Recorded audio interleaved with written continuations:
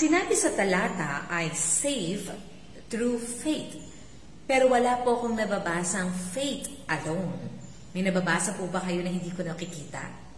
Oh, I'm sorry.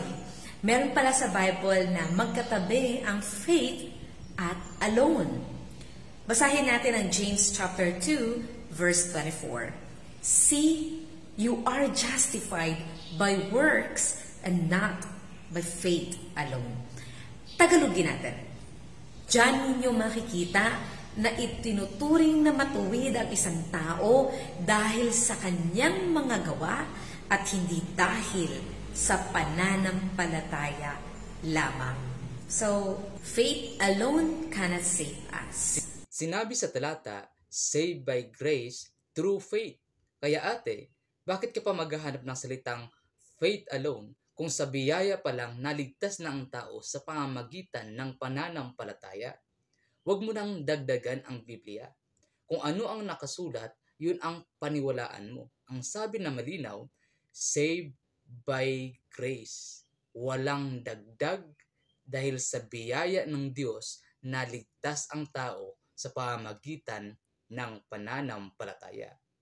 Tsaka ate, for your information, ang context sa James chapter 2, ito ay justification before men, not justification before God. Kasi ang kausap dito ni Santiago ay ang mga mananampalataya na sa Panginoong Hesukristo.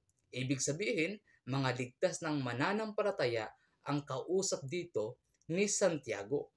At ang gustong iparating dito ni Santiago na ang tunay na pananampalataya ay nagbubunga ng pagsunod sa kalooban ng Diyos. Kasi kung ang mga gawa ay hindi nakaayon sa kalooban ng Diyos, ang kanyang pananampalataya ay patay. Sapagkat ang tunay na pananampalataya ay nagbubunga ng mga mabubuting gawa at pagsunod sa kalooban ng Diyos. Paano mo mapapatunayan ang iyong pananampalataya sa Panginoon kung hindi ka gumagawa ayon sa kalooban ng Diyos?